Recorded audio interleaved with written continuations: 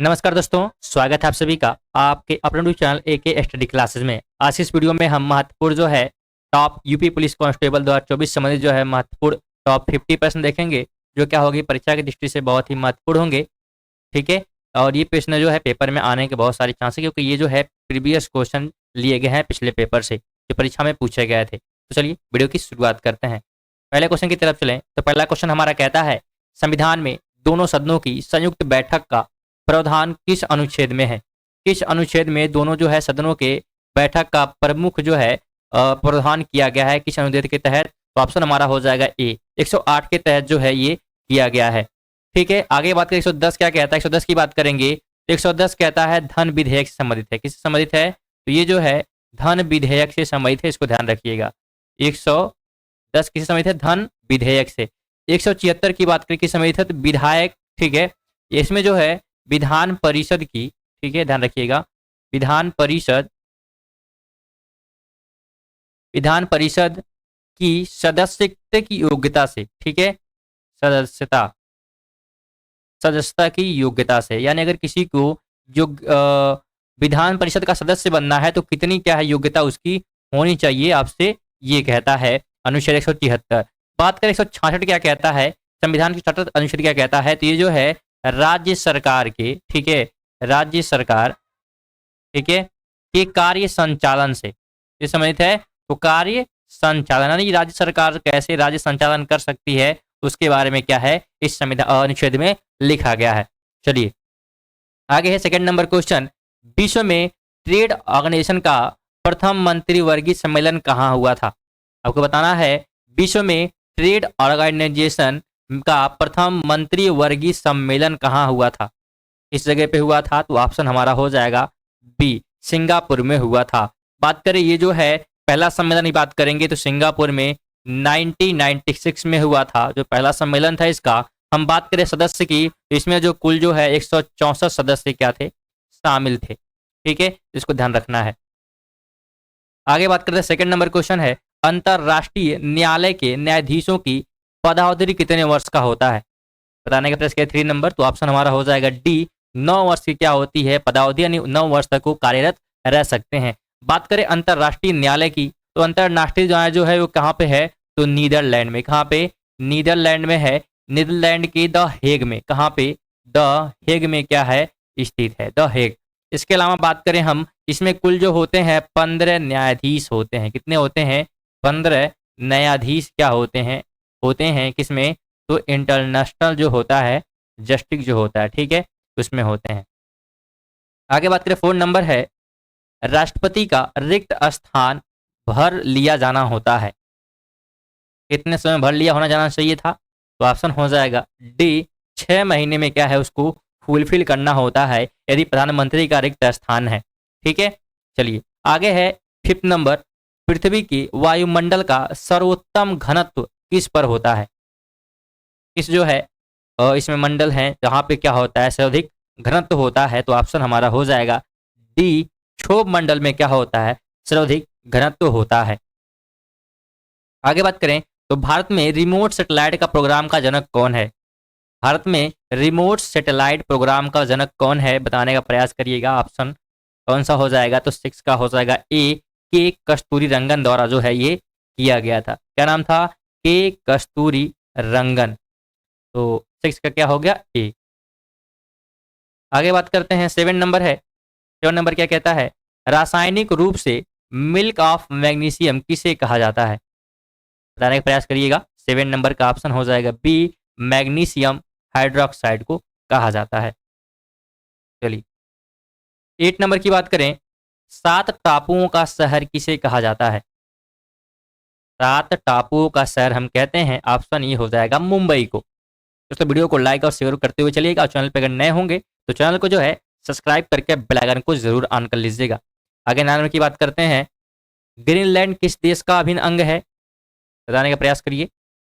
इसका है तो ऑप्शन हमारा हो जाएगा सी, डेनमार्क का क्या है एक अभिन्न अंग है ग्रीनलैंड। 10 नंबर है, टेलर घाटी किस देश में अवस्थित है? बताने का प्रयास करिए, कहाँ पे है टेलर घाटी? तो ऑप्शन हो जाएगा बी, अंटार्कटिका में क्या है ये स्थित है। 11 नंबर है, भारत में पहला कृषि विज्ञान केंद्र कहाँ स्थापित हुआ था? कहाँ पे हुआ था? ऑप्शन हो जाएगा बी, पंडिचेरी में क्या है ये किया गया था। किया कब गया था?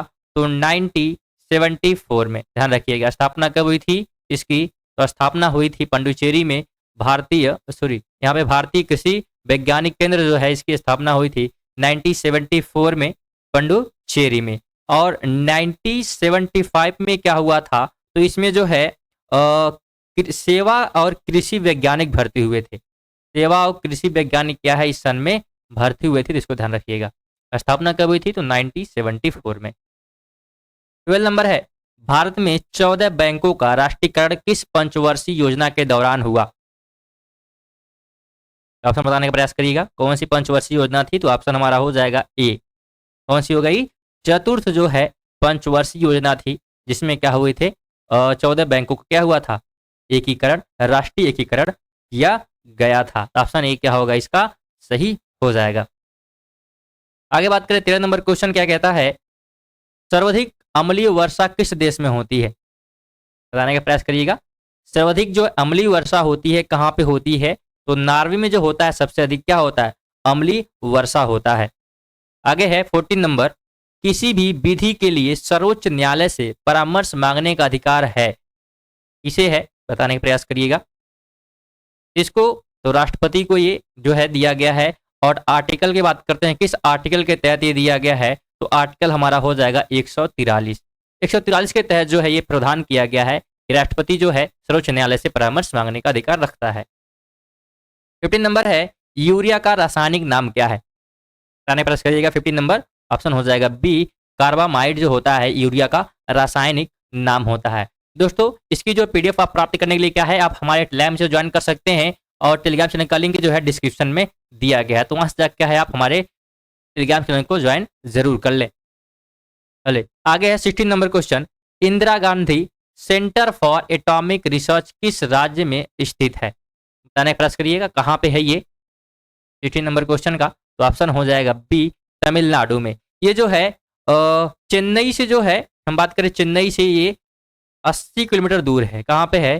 चेन्नई से 80 किलोमीटर क्या है ये दूर जो है दक्षिण में स्थित है। जहाँ पे अगर हम जगह की बात करें कि मेन जगह यहाँ पे कहाँ पे है, तो इसकी बात करेंगे, ये हो जाएगा कल्पा, ठीक है, कल्पा कक्कम, ठीक है, ये जगह का नाम है कल्पा कक्कम पे क्या है ये स्थित है।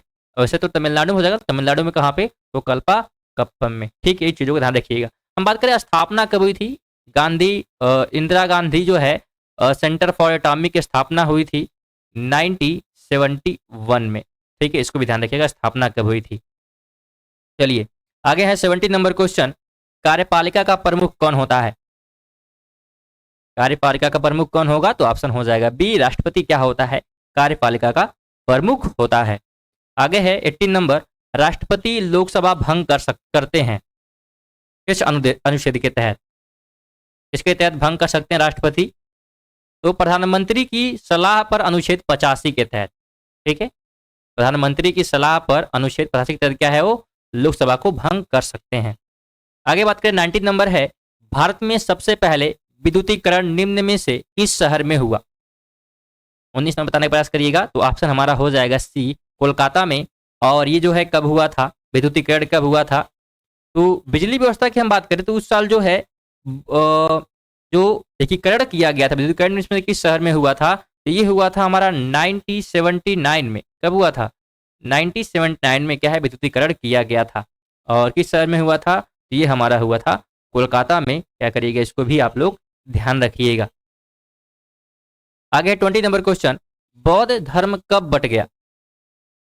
कब बटा था बौद्ध धर्म? तो चतुर्थ बौद्ध संगति में क्या हो गया था, ये बढ़ गया था, ठीक है, इसको ध्यान रखिएगा आप लोग। आगे है 21 नंबर क्वेश्चन, भारतीय जागृति का जनक किसे कहा जाता है? इसे जो है भारतीय जागृति का जनक कहा जाता है। तो ऑप्शन हो जाएगा डी, राजा राम मोहन राय को भारतीय जागृति का जनक कहा जाता है। इनको जो है हम आधुनिक क्या कहते हैं? तो आधुनिक, ध्यान रखिएगा, आधुनिक भारत का निर्माता, आधुनिक जो है भारत का निर्माता के रूप में क्या करते हैं? जानते हैं, ठीक है। इन्हें जो है पुनर्जागरण का अग्रदूत भी कहा जाता है, तो इसको भी क्या करिएगा, ध्यान रखिएगा, ठीक है। बंगाल के पुनर्जागरण का पिता भी इन्हें कहा जाता है। आगे है 22 नंबर, ब्रिटेन की मार्गरेट सैचर को किस नाम से जाना जाता है, बताने का प्रयास करिएगा। तो ऑप्शन हमारा हो जाएगा लौ महिला के रूप में क्या इन्हें हम जानते हैं। ये जो है ब्रिटेन की प्रधानमंत्री रह चुकी थी और ये क्या है, सबसे लंबे अवधि तक ब्रिटेन की प्रधानमंत्री रही हैं, इसलिए क्या इन्हें हम कहते हैं लौह महिला के रूप में हम इन्हें जानते हैं। 23 नंबर है बिहार बंगाल से अलग कब हुआ, बताने का प्रयास करिएगा। तो ऑप्शन हमारा हो जाएगा बी, 1912 में क्या हो गया था, अलग हुआ था। और 1912 में किस दिन, तो 22 मार्च को, किस दिन हुआ था, 22 मार्च 1912 को जो है बिहार उड़ीसा से क्या हो गया था, सॉरी यहाँ पे बिहार बंगाल से अलग की बात हो रही है, ठीक है। तो ये कब हुआ था, 22 मार्च को हो गया था, ठीक है, ये ध्यान रखिएगा। चलिए आगे है 24 नंबर क्वेश्चन, भारतीय प्रशासनिक सेवा किस किस शासन काल में प्रारंभ हुई, प्रधान प्रयास करिएगा, किसके शासनकाल में प्रारंभ हुई थी। तो ऑप्शन हमारा क्या हो जाएगा, ऑप्शन हमारा हो जाएगा लॉर्ड कॉर्नवालिस, इनके शासनकाल में क्या हुई थी, प्रारंभ हुई थी। आगे बात करें 25 नंबर है, बौद्ध संघ में सम्मिलित होने के लिए न्यूनतम आयु सीमा कितनी है, कितनी है। तो ऑप्शन हो जाएगा ए, 15 वर्ष क्या है आयु रखी गई है। आगे है 26 नंबर क्वेश्चन, विश्व का सबसे बड़ा द्वीप कौन सा है, विश्व का सबसे बड़ा द्वीप कौन सा है। तो ग्रीनलैंड क्या है, विश्व का सबसे बड़ा द्वीप के रूप में जाना जाता है। आगे 27 नंबर है, रबिया दुरानी किस मुगल शासक की पत्नी थी, बताने का प्रयास करिएगा, किसकी पत्नी थी। तो ये जो है औरंगजेब की क्या है, पत्नी थी, इसको ध्यान रखिएगा। आगे है 28 नंबर क्वेश्चन, किस गुप्तकालीन शासक को कविराज कहा गया है, बताइए किसे कहा गया है। तो समुद्रगुप्त को जो है कविराज कहा गया है। इसे जो है ये एक तरह से महान जो है बीड़ा वादक था, क्या था, बीड़ा वादक के रूप में क्या है इसे हम जानते हैं, ठीक है, इसको ध्यान रखिएगा। आगे है, गिरनार पर्वत पर स्थित सुदर्शन झील का पुनरुद्धार किसने किया, किसने किया था। तो ऑप्शन हो जाएगा ए, रुद्रदामन द्वारा किया गया था। और ये कहाँ पे है, सुदर्शन झील, तो ध्यान रखिएगा गुजरात में, कहाँ पे है, गुजरात में ये स्थित है, ठीक है, इस चीज़ों को ध्यान रखिएगा। चलिए आगे है हमारा क्वेश्चन नंबर 30, अजंता गुफाओं के जैसी गुफाएं मध्य प्रदेश में कहाँ है। ऑप्शन ए हो जाएगा मंदसौर में क्या है ये स्थित है।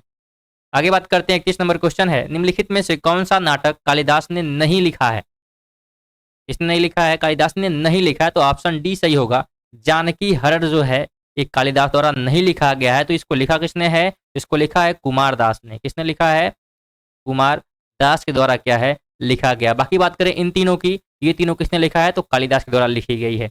चलिए 25 नंबर क्वेश्चन है, गुप्त काल में वैश्या वृत्ति करने वाली महिलाओं को क्या कहा जाता था, बताने का प्रयास करिएगा। तो ऑप्शन हमारा हो जाएगा सी, गणिका। इसमें ए भी सही हो सकता था, अगर आपके सी ऑप्शन नहीं आता, गणिका नहीं आता, तो कुटनी भी क्या होता, सही होता।